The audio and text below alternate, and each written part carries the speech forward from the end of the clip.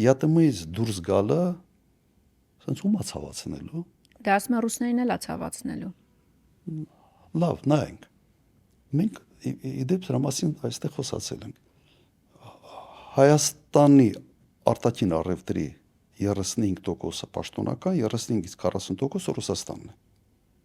Բայց եթե այդ զուգահեռ էքսպորտ-իմպորտի այդ բաները ամբողջ օպերացիաները, եթե մենք հաշվի առնենք, իրականում մոտարապես 60%-ն է Ռուսաստանը։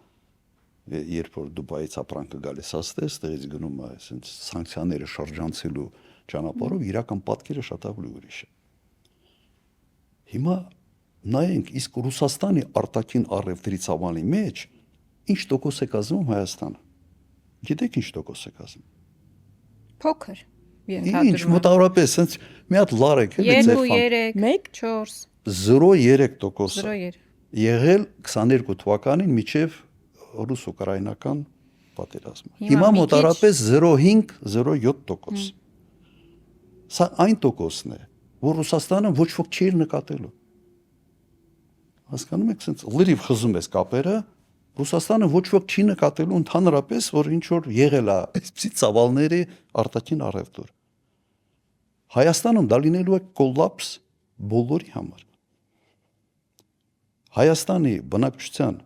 80%-ը առնվազն այս կամ այն ծավալի կախվածություն ունի, բարեկեցություն այդ 80%-ի Ռուսաստանի հետ հարաբերություններից։ Եվ ես կրկնեմ միտքը, չի կարող երկրի կառավարությունը եւ առաջի դեմքը վարել արտաքին քաղաքականություն, որը